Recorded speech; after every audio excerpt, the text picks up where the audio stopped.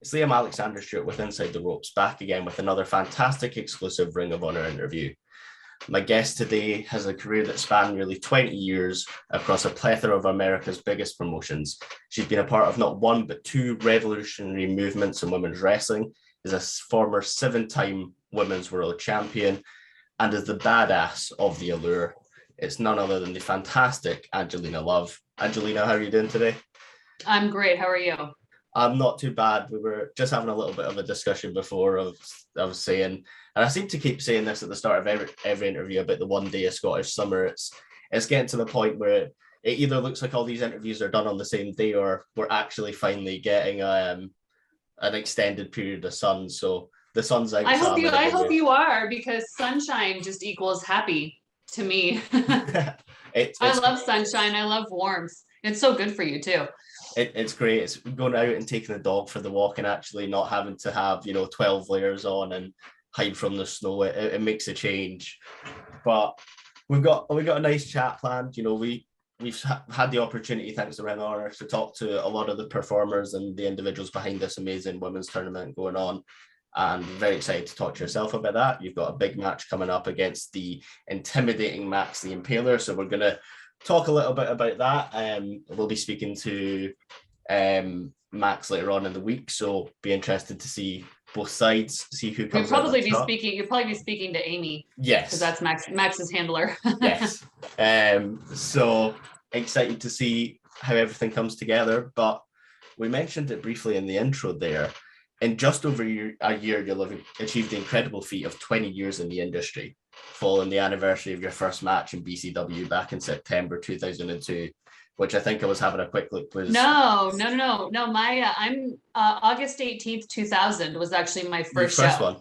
Yeah. So just last week was my 21 years in wrestling. I worked for the HWF in Ontario. That was my first show. Oh, so I didn't start working for I didn't start working for Demorest BCW until probably a year and a half to 2 years after I started. All right. Well, there you go. Even further, August 18th, 2000 was my first show. 2000. What are your memories of that first show looking back? Because I always find it interesting, because especially with performers in Canada, because the scene over there is so different to sort of America. It's more similar to sort of the UK scene and things like that. What's your memories of the show and how everything came together and your feelings on the day? I was so excited. I was only 18, so obviously I was like terrified. Like, I think I brought one of my girlfriends because I didn't want to be alone. I think my dad drove us because it was like a couple hours away. But I was just really excited. And the cool thing was, it was like an indie show, but then like Rhino was on it. It was Rhino. And there was a couple, maybe Honky Tonk Man or Iron Sheik or something like that, because they always did Ontario Indies. And I just remember seeing Rhino from behind and being like, you could watch a movie on his back. It's so wide. It was like a movie screen. But I just remember, like, I feel like a lot of people were kind of just trying to like see why I was there and why I wanted to be there, because at the time, there were not really many girls on the Ontario indie scene who were like, I want to wrestle. It was like, I was constantly seeing either strippers or just the wrestlers' girlfriends in the locker room. There wasn't actually girls who were like, hi, I'm actually like here to be on the show. And like, I want to work and like, I want to be a wrestler one day. So everybody was kind of like, and, I've had so many guys that I started with, contact me throughout the years and just tell them that they're proud of me. And because they knew that I was just different, because I wasn't there trying to be like a brat or like hook up with the guys or anything like that. I was just like, I want to be a wrestler. And the guys were like, we just don't see that very often. Like, this is very interesting. So, it was really cool. And, everybody was quite nice to me to start, which was good. And then obviously, from your first show, you just make contacts and connections, and somebody needs a girl for their show 2 months from now. And then you go there and then, oh, she did a great job. Come work here, and it just kind of snowballs from there. So obviously, even longer than originally sort of stage, you've had this sort of long, consistent career of wrestling around the States, Canada, all over the place. And we've seen kind of shifts in sort of the way you perform, the style, you know, constantly updating yourself to keep yourself sort of modern and keep yourself sort of in the eye. What would you say over sort of the last 21 years has been like the happiest period of your career, the moment you look back on was sort of the most fond memories of, oh, I really did that. That's cool. Well, I kind of feel like, well, obviously getting hired by WWE was like everything. I'm sure like anybody who ever dreamed of like growing up and working for WWE would say like getting hired, you know, plus I was Tommy Dreamer's first hire. I adore Tommy. So like that was a big deal. And I just remember thinking that I was like set for life, and that's such a joke. Like nobody, like a small percentage is actually set for life when they're in WWE. But that was awesome because that was something that I always wanted to accomplish. Like I got hired by WWE, I had a contract. And then, you know, like TNA was obviously like Beautiful People was obviously like our best time, our favorite time, because it was like the second coming of the Attitude Era, like what we were doing in TNA, you know what I mean? So like we weren't being PG at all, obviously, but it was just like we were open and we were having fun. And, you know, there was a ton of us that were in TNA that weren't able to succeed the way we wanted to in WWE or not even given the chance. And we were just rocking and rolling in TNA, and it was the perfect time. That's why so many things were so successful. And a lot of us were able to become like household names without having that WWE machine behind us, which is a huge accomplishment, you know, like kind of being outside of that, but then still making yourself known. Like AJ, before he got to WWE, everybody knew who AJ Styles was. So, you know, and then just, you know, me starting with, or kind of coming back to Ring of Honor in 2019, because that was the first like major promotion I worked for. I did a few shows for them in 2004, right before I got asked to go in and do my WWE tryouts, which I got hired out of. So it's like 15 years later, you know, and a lot of stuff accomplished in between. I'm like back at Ring of Honor, and it's super fun. It feels very homey. I love the roster. We have an easy schedule. Yeah, it's awesome. It's a strange one because so the sort of my sort of introduction to wrestling wasn't sort of WWE. Like my dad watched WWE and he mentioned that I would watch it and I enjoyed it. But that sort of period of 2005 TNA, I remember it aired on sort of free television here in the UK, and that was what hooked me for now 16 years. And you know, my first sort of ever exposure to any sort of women's wrestling was the Knockouts division, which obviously you became such a mainstay of, and we're going to talk about it in a little bit. But what I think is really interesting is, you know, back 14 years ago, you were part of this revolutionary movement in women's wrestling, and here we are in 2021, and the same can be said about your involvement in Ring of Honor's expanding and sort of redeveloped women's division. How does it feel now to be a part of this movement in Ring of Honor and to see sort of the focus be given and the platform be given to the female performers that hasn't always been seen in the company? Well, it's awesome because like Ring of Honor is different from like your TNA, WWE, you know what I mean? Like the fan base is different. They've always just had a different style, which I think is great because you can't have the same everything in wrestling.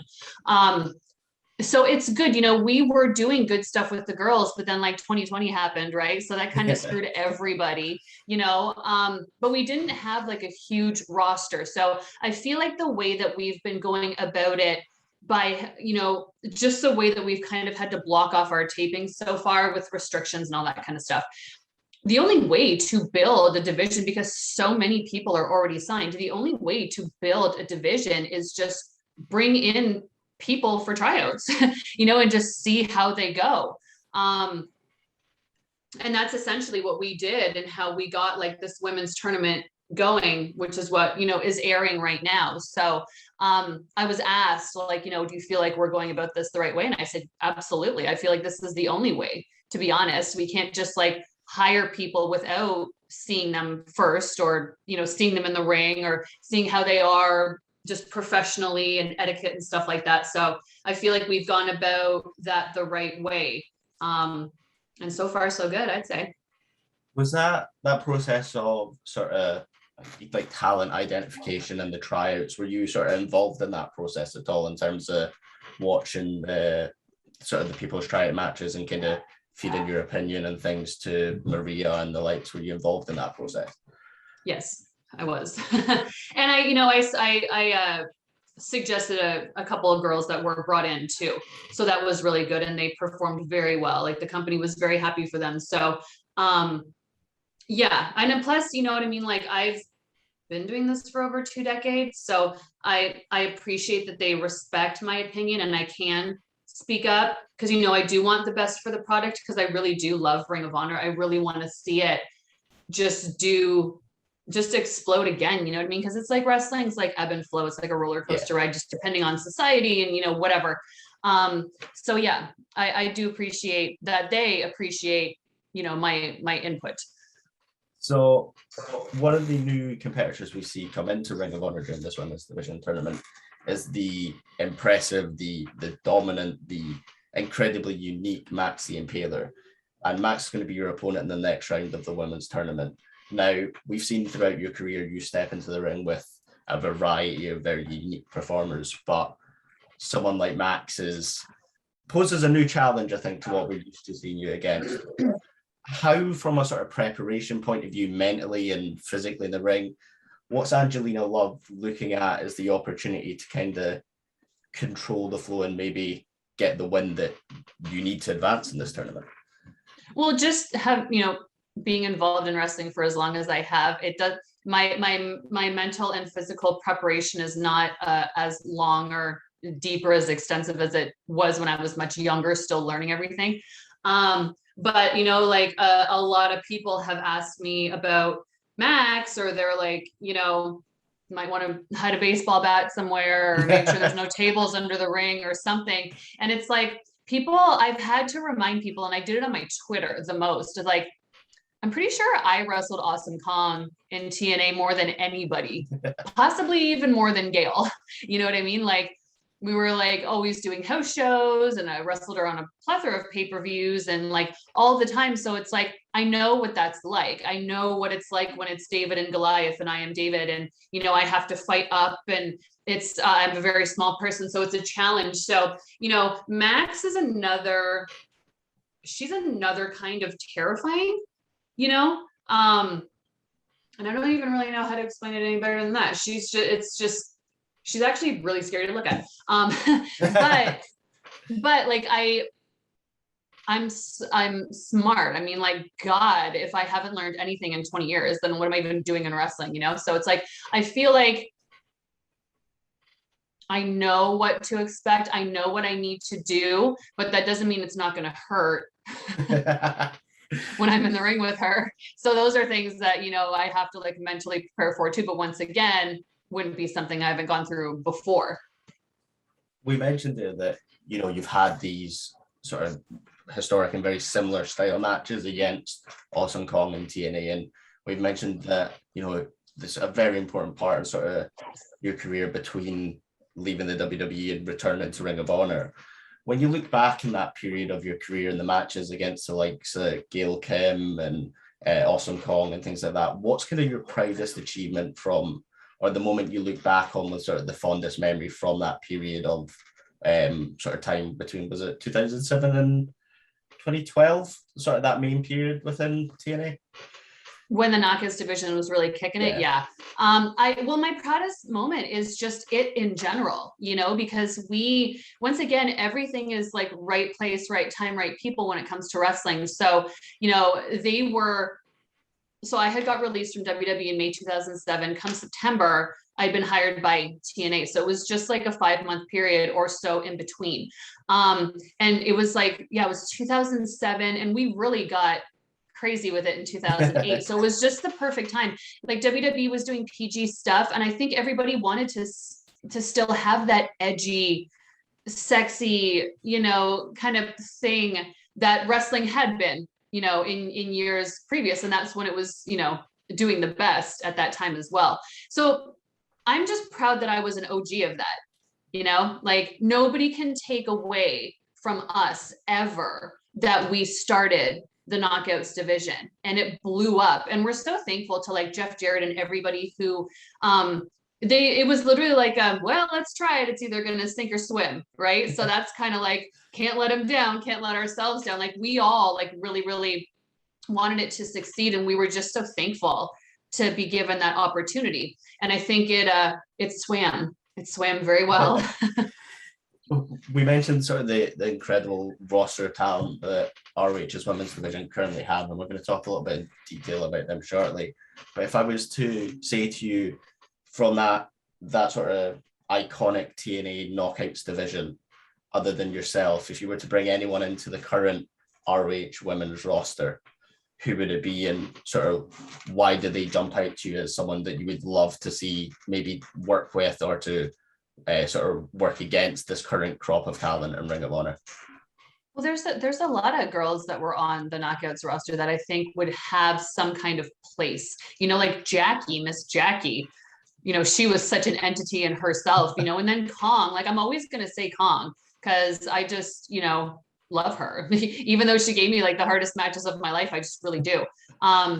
It would be really, really cool if in Ring of Honor we could kind of have like that when the knockouts division first started type of vibe, where it's like everybody has a different look, everybody has a different style, someone's doing the really edgy, sexy stuff. We got the lucha, we got, the this and the that, like whatever, we got a gothy vampire girl, like who knows, but that gives everybody who likes something to like, right? It's not just like 14 blondes and it's like pick your favorite blonde, like that doesn't work anymore. So that would be cool, and I think that's what we're getting towards, but still in kind of like a little bit of a shaky world situation. Yeah. We literally kind of just have to go taping to taping and just see what's going to happen in between, and what hurdles and hoops are we going to have to jump through to try to get like the next set of tapings figured out like where we're going to be and how it's going to get done. So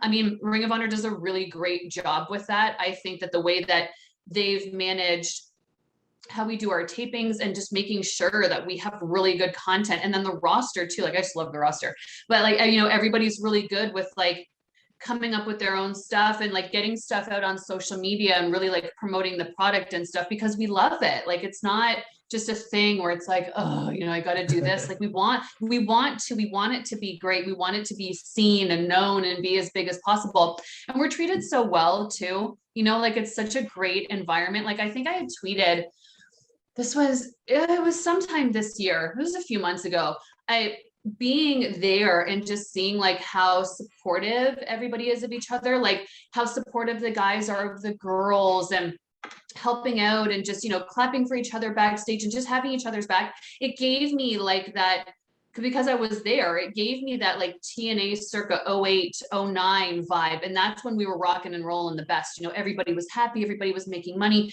everybody was supportive, morale was good. And that is when everything is good, like that's when everybody performs their best. That's when everybody's the happiest. That's when a company succeeds the most. I feel like the fans can feel that too, Yeah, I was going to ask you next, actually, sort of how the locker room of today compares to sort of that prime of TNA. But I think you've answered it there with the sort of the similarities, the supportiveness.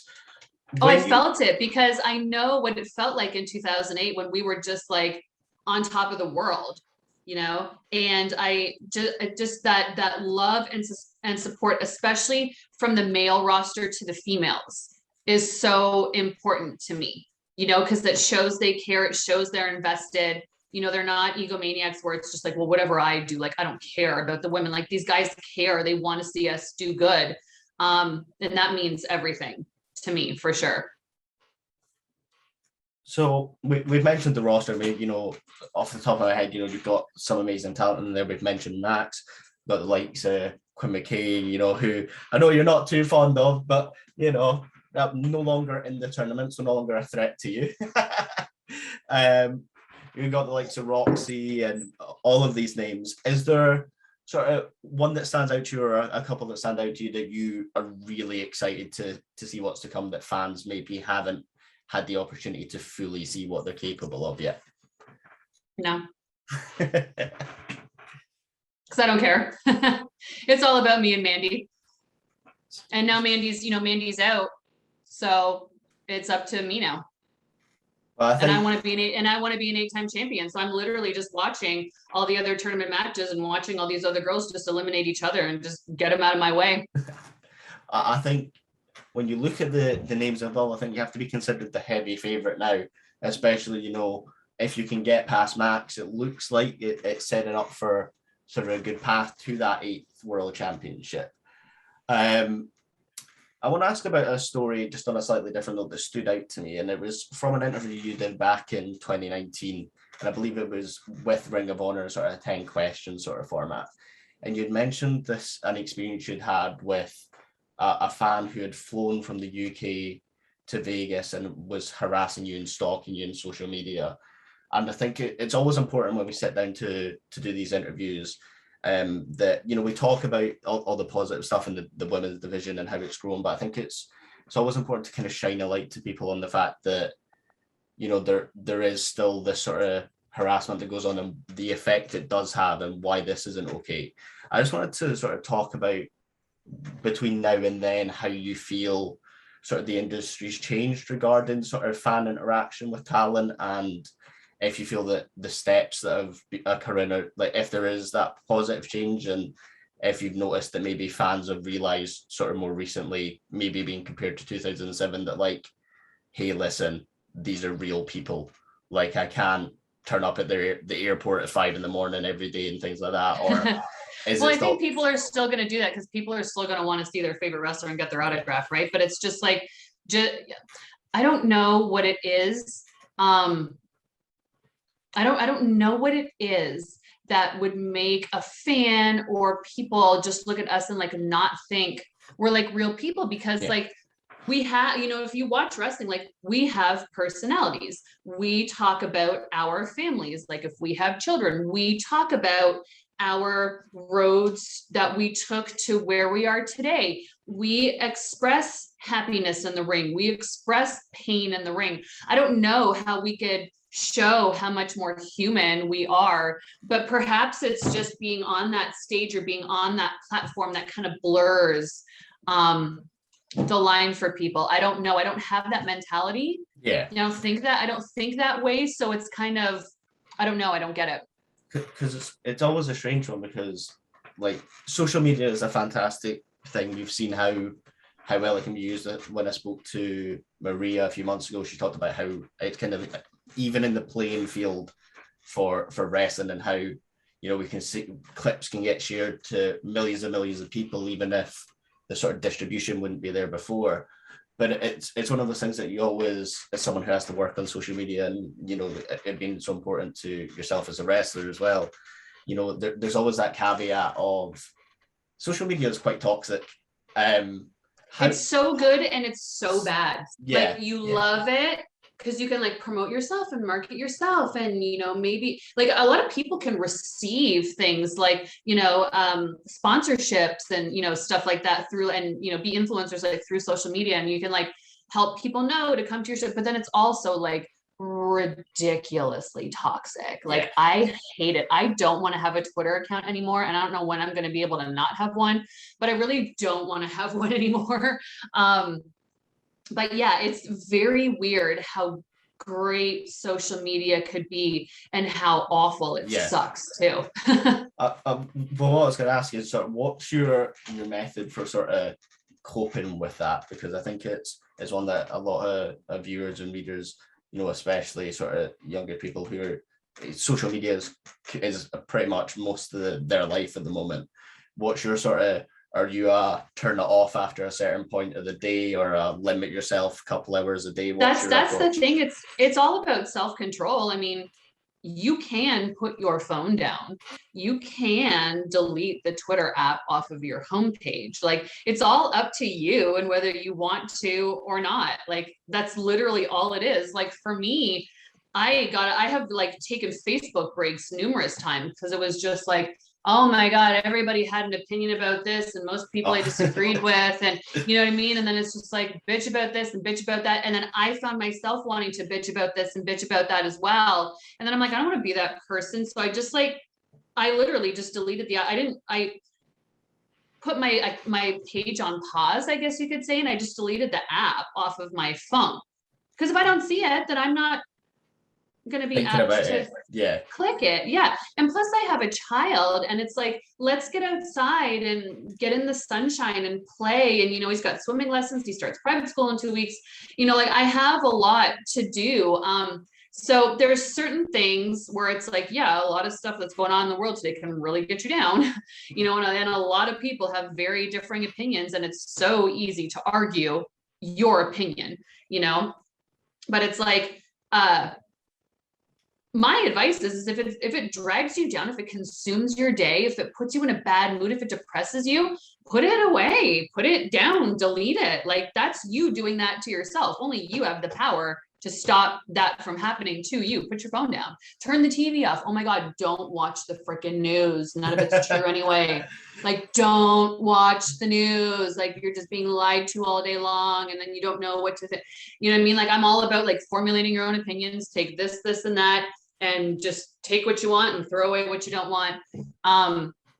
But it's like only you have the power to decide how you feel and what you want to read and not read and see on social media and not see on social media. Turn it off, get rid of the app. Just, what I mean? It's actually very refreshing to like not be on your phone all day. Like even people who are like, reporting like alternative news or whatever, it's like they constantly like, it's just all day long. Like you got to pump out information, but even them, they would even take like, even just a mere like 2 to 3 hour break, like just plug your phone in, walk away, go do something. Do not bring your phone with you, or some people will take days of breaks, just mental, like, calm down. And I think that's very important. But once again, that's something you have to do for yourself. I think there's no quicker way to fall out with distant family members than looking at their Facebook posts, because there's, everyone's close family is always nice and civil. With the amount of times I've been sat there and I'm scrolling through and you see something that a cousin you see at Christmas and that's it's posted, and all of a sudden you see the thread, and it's I think it's important to take a break. But yeah, we saw recently, to get back to Ring of Honor, we saw on Women's Divisions Wednesday, we saw the appearance of Dixie Carter, to the shock of many fans. I want to ask, obviously, you've had a lot of experience with Dixie. Shock of me too. Yeah, you spoke about her quite a bit, but I just wanted to kind of see, what was your sort of experience like working with Carter and TNA, and kind of through the ups and downs? What's kind of your closing thoughts looking back on that now that you've got, nearly another 10 years of experience and understanding of the industry that you might not have had at that time? Looking back on it, what's kind of your thoughts on everything? Oh, like disaster. Like, coming from, WWE and being devastated at, being released and stuff like that. And then coming into TNA and then seeing like, oh, like a female president or whatever she was, you know what I mean? But just not ready, didn't have the knowledge. And she's the reason that we lost the Spike TV deal, which we were on Spike TV, like the Ultimate Fighter was on after us. Like Velvet and I were like sitting like third row ringside at UFC fights, because we had that, kind of this, like being on Spike TV is really, I think, what helped make a lot of us TNA people a household name, because we had that exposure. But yeah, like she just, I think a lot of people thought she was just very impressionable, maybe kind of dumb, and they could take advantage of her and tell her like, hey, this should be done this way and this should be done that way. And she was like, okay. And she changed too at some point, because she used to be, like wanting to know about people's families and how are your kids. And like, I had broken up with a boyfriend at the time, and her and I talked in the bathroom for like 10 minutes and it was really nice. And, that was like back in 2008. And then come like 2010, 2011, it was just like she'd walk by people like they didn't even exist. And, like the money that was being spent in the just dumbest ways. And then her, honestly, in my personal opinion, what I saw in Dixie is that she was so desperate to be just like Stephanie McMahon, because she wanted like to have her own reality TV show. And it's like, who the fuck would watch that? Excuse my language. Who would watch that? Who would watch a Dixie Carter reality show? You know what I mean? Like that. And nobody wanted to do that, because they knew it would flop. And like, that was like a big contingency for her, and, this and that. And, Spike TV was going to renew a contract with TNA, and she wanted like double what they were offering. And Spike TV was like, are you crazy. But God bless them, and I don't blame them. They held their ground until they were like, all right, well, we're pulling out, we're done. And then she was like, oh, no, wait. Yeah, I'll sign that. It sounds great. And then they were just like, yeah. And then all of a sudden, at TV, we're filming and all of us are like, are we going to have a job next month? Like what? Like it was crazy. It was crazy vibes backstage when that happened, but that was all her. It was, so TNA has an interesting history. Is, like I said, someone who kind of watched through that is my kind of introduction to wrestling, and seeing people involved speak about it. Like TNA had a lot of ups and a lot of downs, and we talk about wrestling kind of going like that. For you, what was sort of the moment for you that within the company that you saw that you were like, things aren't really going to plan? Was there a particular, because we've heard people talk about sort of when Russo came in, or Hogan and Bischoff and things like that. Like what to you was the sort of peak of sort of TNA, and who would you kind of credit that to? And on the opposite side, what was for you was a moment where you're like, this isn't great? Yeah. So I don't know what anybody's problem with Vince Russo is, like you'll never hear a bad word about him come out of my mouth. Velvet would never either. You know what I mean? Like he's the reason that we were able to go as far as we were with the beautiful people, because he always gave us the ball and let us run with it. We could talk to him about anything. He was so personable. He was so easy to work with, always open to ideas. If we had like promos, because, we were kind of known for like our backstage segments too, and like our talking and our promos and stuff. And if stuff was written down and we saw it and we were like, I just don't see myself like being able to say this and making it believable, because we were so obsessed with being believable. He would just be like, oh yeah, like just make it your own. Just make sure you hit this bullet point, this bullet point, this bullet point. Like, I trust you, and like giving us, like the talent, that kind of creative freedom, that's when you get the best out of your talent, So like when it was like Dutch Mantel and Jeff Jarrett and Vince Russo, like that 2007 to 2009 was our favorite time. And I wish that anybody who's ever been in TNA, especially people who were there like 2014, 2017 to now, I just wish everybody could have experienced 2007 to 2009, because they have no idea. If they think they have it good now, that's great, but like you have no idea how awesome it was. And to me, like I quit in 2012 because of the BS. Prichard, Bischoff, and Dixie. Hogan, I loved. Hogan was super cool to me. He was very helpful, very nice, Kurt Angle, a lot of people, but definitely the Prichard Bischoff thing was, that was it for me. So during the COVID-19 pandemic, we saw a lot of performers from all over the industry, from, big names to sort of consistent independent talents, take a step away from in-ring action, be that wrestling completely, or be that moving into a sort of backstage role. With sort of the uncertainty that came with the pandemic and things like that, was there ever a moment where you looked at it and considered taking a step away, or were you always confident that we're going to get through this onto the other side and I want to still be at the forefront of this? Oh no. So Ring of Honor, like I said, like very cohesive unit. We had like, what would it be? Was it weekly or monthly? We started having roster Zoom calls. So like we started doing that in like April. So it was only like, we were supposed to have our anniversary shows in Vegas mid-March 2020. And those literally got canceled like as people were flying in. So I feel like maybe a month or so later, Ring of Honor just decided like, hey, like we got to keep everything flowing. So like we still have to have content. Like so we would just always have these roster Zoom calls, and like 58 of us or 60 of us on the thing. And we would all just be like talking, coming up with ideas of how to keep storylines going strictly through social media, because it's all we could do, or starting something new. Like a lot of people started their own shows. We would just interview each other, like all kinds of stuff. We would film our own segments at home. And we would always just be like rapping about like ideas and, what can we do to keep the product hot and not have everything go like this just because everything in the world is going like this.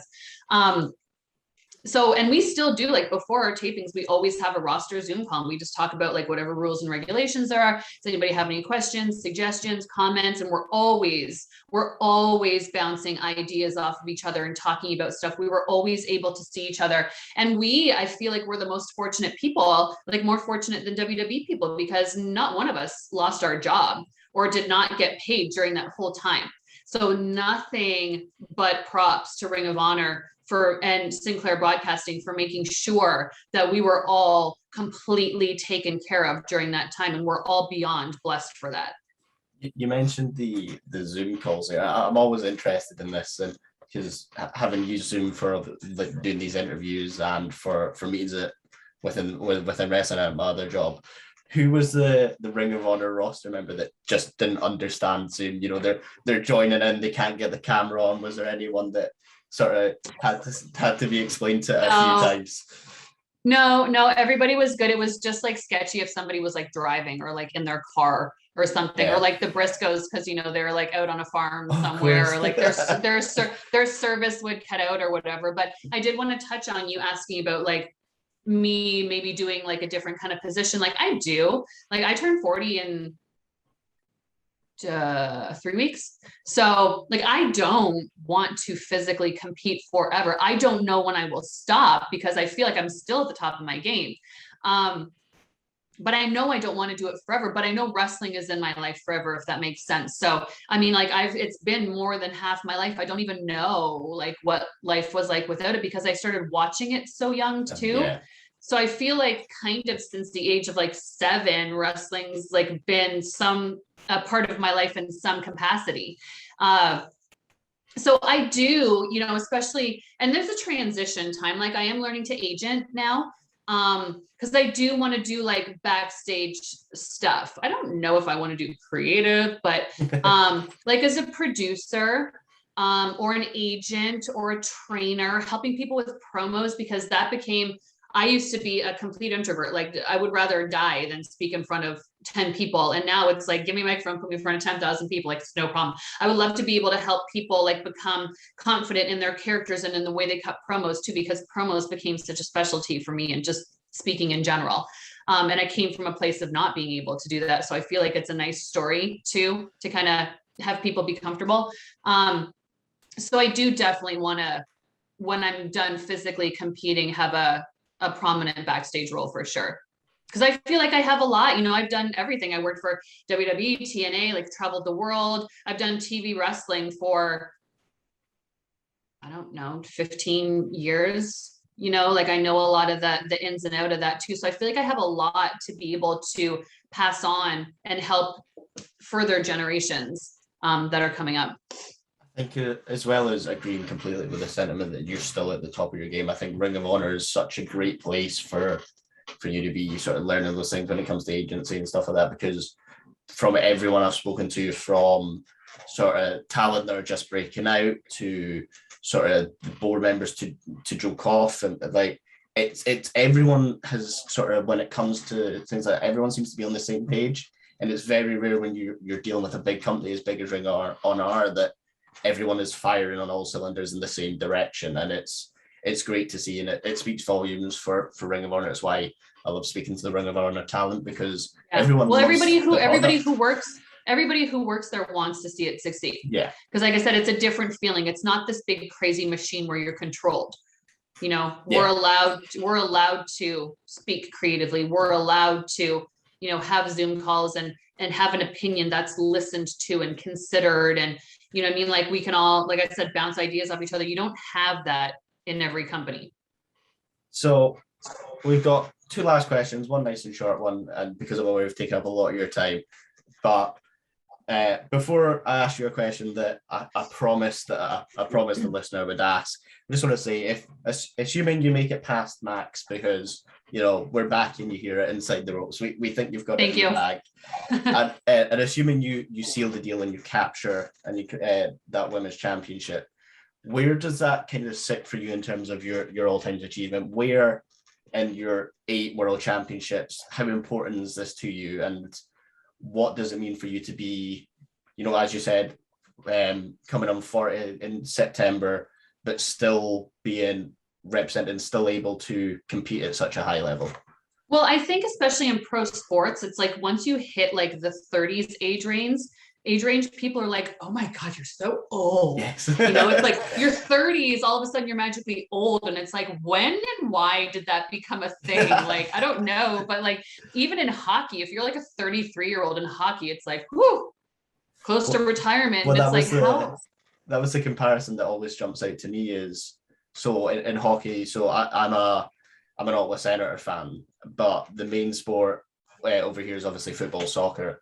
And because I grew up watching that, in my head as like a 15, 16-year-old, you hear players getting talked about 27 years old, 28 years old is coming to the end of your career. And now fast forward, I'm 25 and I'm like, nah, they're young. Yeah. Well, I think, I always want to be adding championships to my, because I had 6 in TNA, one tag championship. And then, I had the Women of Honor title for a little bit, but it's like every championship is special. It's never like here's the same thing over again. And plus I want to be able to show too, like that age doesn't matter. I can still win a championship at 26 and still win a championship at 40. Because I think a lot of people do kind of feel like, once again, like a toxic thing of social media, like you're old, you look like a man, you're fat, you suck, whatever. It's like that can get to a lot of people. And I want to be able to show like, it's just 40 ain't nothing but a number. I mean, I don't look 40, I don't feel 40, you know what I mean? Like I can still wrestle I could go in and wrestle like a 20-year-old, like no big deal. So yeah. So to wrap things up, we have one of our regular Ring of Honor viewers was reaching out to us in the DMs, and they are a massive Angelina love fan, but specifically they are a massive Beautiful People and TNA fan. And they said to me, whatever you do, I don't care if it's the end, I don't care if it's somewhere in the middle, can you please just ask Angelina about the winter storyline in TNA? So they've always been supporting us. So I said, hey, if I find the time, I'll shove it at the end. I can't promise anything, but what's your sort of recollection of that storyline in TNA? Was it sort of an enjoyable sort of period, or what's your sort of retrospective thoughts on that? I am totally on both sides of the spectrum as far as like how I felt about that storyline. There was a couple new girls that were coming into the company at the time, and they were kind of being paired off with girls that had already been there. So I think this was around like one of the, like maybe even the first time that like they were kind of testing, like breaking up the Beautiful People. And I remember just being confused as to why she was put with me, as far as like the new girls that were coming in. Like that's just not in my head how like I would have paired it up. And the storyline, like and it's nothing against Winter, because she is a sweetheart and she was always very easy to deal with, but I didn't like the storyline. I didn't feel like it was the right time. And that was just me personally as a performer. I just didn't feel like it was the right time to be doing that with the Beautiful People, any kind of a separation thing. And once again, I just thought it was such an odd pairing. And I didn't like it. And plus there was no finish to it, because once like Prichard and Bischoff came in, it was just like one big, it was just like washed off the face of the earth like it never happened. And there was no conclusion to it at all. Yeah. So I hated that, obviously. But what I did like about it is it kind of like forced me out of the box a little bit. So like in wrestling, and you can see with the way that I wrestle, like you're taught to be like super animated. So it's just like body parts everywhere and hair and your facials and stuff like that. And this character that I was playing, it was like nothing. Like I was literally like training myself to not blink. So, which is a very natural thing. Like we don't even know we do it. You just do it. So I liked that it made me, because once again, I'm super animated. I had to train myself to not be at all. Like try to like be Undertaker zombie like. And that was very challenging, but I liked that. That was cool, the challenge, and everybody around me just knowing how I normally am and how I normally perform and how I normally look also thought it was really cool that I was able to just basically take what was given to me and just like make what I could out of it. And a lot of people like did like that storyline. Like I still get tweets about the storyline all the time. And honestly, that was Winter's entire thing she did in TNA. Like from the minute she started, it was with me. And then whenever they released her, she literally did nothing else. That was her entire run in TNA, was that storyline. Well, that's what you asked as well, was sort of whose idea was the storyline, and why did it not come to a conclusion? So you've mentioned that because management changes. So that was like the downfall of TNA. It wasn't like a roster thing, or it wasn't the ebb and flow society thing.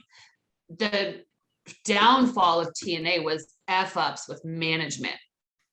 Like that, we could have easily navigated that ebb and flow, you know what I mean? Like that roller coaster ride that wrestling goes through. That was mismanagement, bad decisions, and bringing in people who they thought were going to save the company, who really had no clue what they were doing. They were just like, I'm going to get paid what? Yeah, I can save the company. I'll do it. And then it just never, you know what I mean? Then it was like every year at the 59th minute of the 11th hour or the 23rd hour or whatever, it was just like, are we going to have a job? Like, what station, who's going to jump in and save TNA this time? Just bad management decisions. That was the downfall. Yeah, I didn't love the storyline. That was a Vince thing. He was just, I think, and I've kind of had this for like a lot of my career. I'm the one, and I've had this in Ring of Honor too. I'm the one that is trusted, and I like that. That means a lot. That means that I've proved throughout my career that not only I can make myself, but I can help make other people too.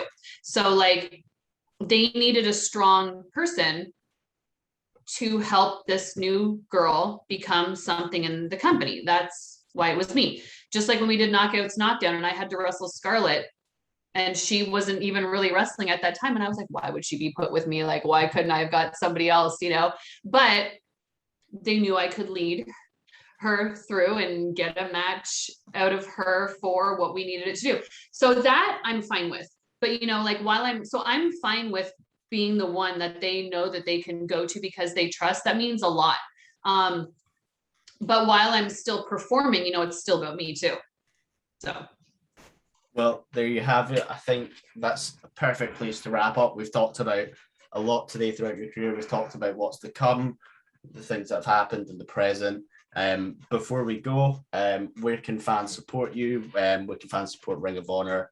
Anything that you need to plug? The floor is yours. So my Twitter at actual alove, Instagram alove the number 4 life 222. I have Cameo alove the number 4 life. If you want to get a cameo video from me, and then, you know, Ring of Honor, of course, we have the Ring of Honor Wrestling YouTube channel, which was doing like all the Women's Division Wednesday matches and stuff like that. You know, there's tons of women's matches on there. The women's tournament is airing on our TVs. So you just got to look at your local listings, because I think literally everywhere it's different, like what channel it's on or what time it's on. Plus we do watch parties every Monday. So we're always tweeting about the watch parties. So you can kind of watch with us. We'll tweet as things happen. They can be, you know, very interactive, which is important. And yeah, you know, the Honor Club app, it's like $9.99 a month, but you literally get everything. Like even our like house shows that we just did like in Philly, like Glory by Honor night 1 and 2, you can literally watch those live. But only if you have the Honor Club app. And then Ring of Honor, everything, ROHWrestling.com, all the info. Well, there you have it. And the women's tournament. Make sure to check it out. Make sure to get tweeting. You know, we love Ring of Honor here at ITR Wrestling. They've been very kind to us. And every time we sit down to chat with someone on their amazing roster, I always leave with a bigger smile than when I came onto the interview. So that's always a great sign. Make sure to check out the last interview, which was with Quinn McKay. I'll say that quickly before Angelina gets angry at me. And we've got an interview coming up in the next week or so with Dalton Castle, so keep an eye out for that. Thank you. Oh, he's wonderful. He's wonderfully entertaining. I'm looking forward to it. I've been told by Mark not to let him talk too much because he'll keep going. So I'm looking forward to it. Make sure to check. You gotta ask him about where he gets his fancy shoes. He's fancy. I'm always talking to him about his fancy shoes. There you go, guys. Make sure to support ITR Wrestling, itrwrestling.com @inside_the ropes. Make sure to check out all the ticket information for the UK tour with Paul White our first big show since COVID. itrtix.com. Check out all of that. Thank you very much for watching, guys. Peace.